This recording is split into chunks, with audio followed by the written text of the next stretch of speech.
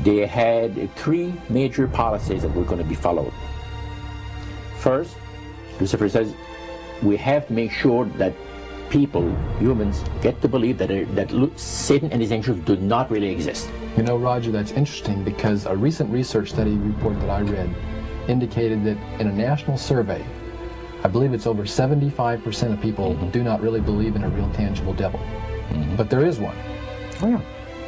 Oh, the next thing, the three parts policy that they had adopted there, the second one was to find a way of being able to get total control of people's minds. And that would be done by taking hypnotism out of the realm of the occult and introduce it as a new science for the benefit of mankind. They felt that by taking hypnotism out of the realm of the occult and introducing it as a new science for the benefit of mankind, they could then use people of great renown, educators, people of capacity, that would do great things, such as supposedly regress people in time to former lives that they had.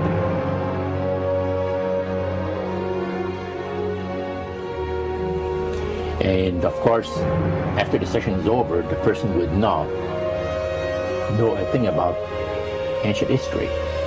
And the person she or he has talked about performing, certain deeds, let's say, 3,000 or 4,000 years ago.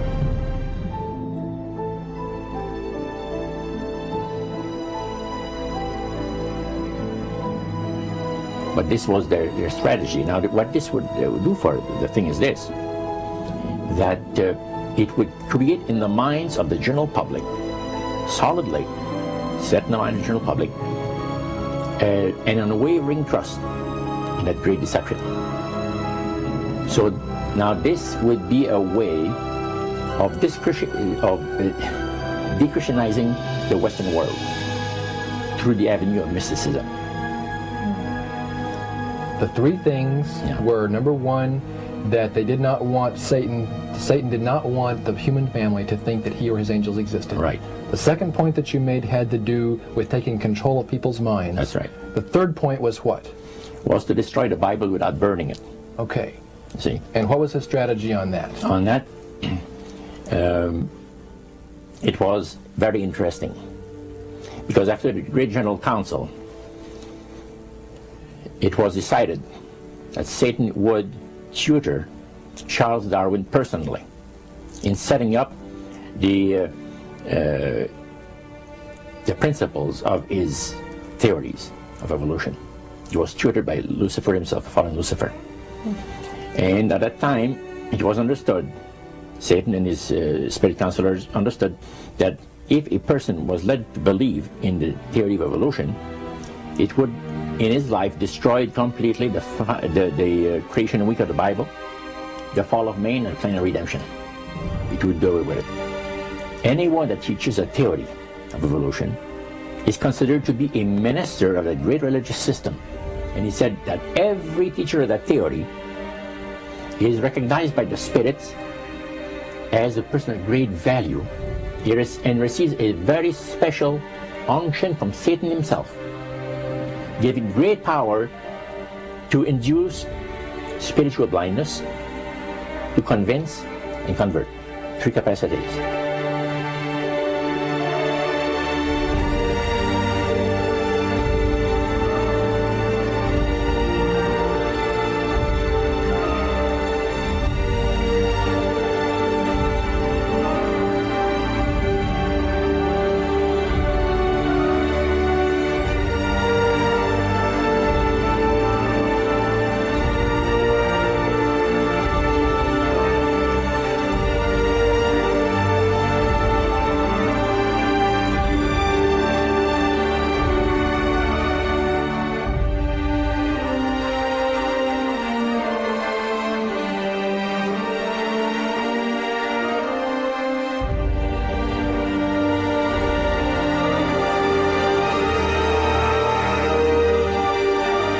This is the grain plane, the master's grain plane. for harvesting the nations, for harvesting the multitudes of the earth into his cause, just before the close of the great controversy between the forces of good and evil. It's going to be done in a unique manner.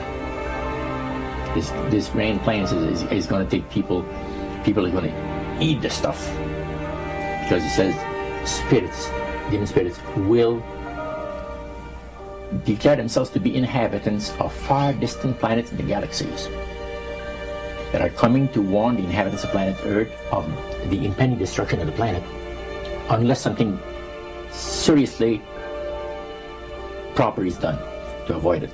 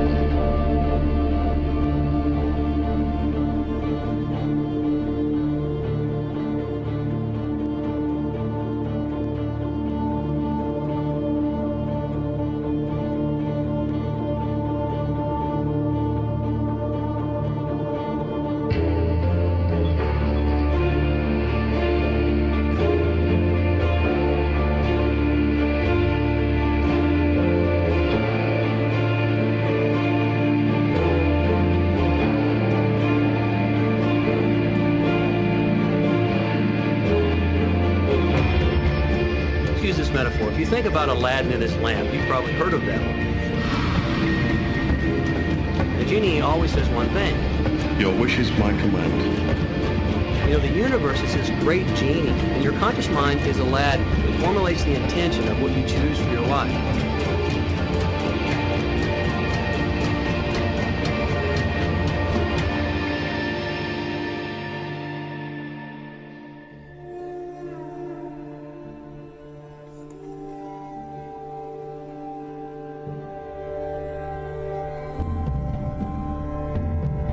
At the very heart and core of all these secret societies lurks the Kabbalah. It is a method of encoding information through a system of mathematics and numbers. These people that belong to the secret societies never dared to write down in any language what they knew, what it was that they were guarding, because then someone could steal it and then the secret would be out. So they took this knowledge and they made it occult through a system of encoding, encryption, one of which is mathematics, numbers. Another is architecture. Everybody wonder, why do they have a fraternal organization called the Freemasons? Aren't those the guys that build walls? You bet they do. But every wall they build contains the secrets that have been kept and maintained throughout the ages, and it's encoded in the architecture and in the measurements of the buildings and in the mathematical formulas used to derive the geometry, the shape, the length and breadth and height of rooms. It's all encoded there.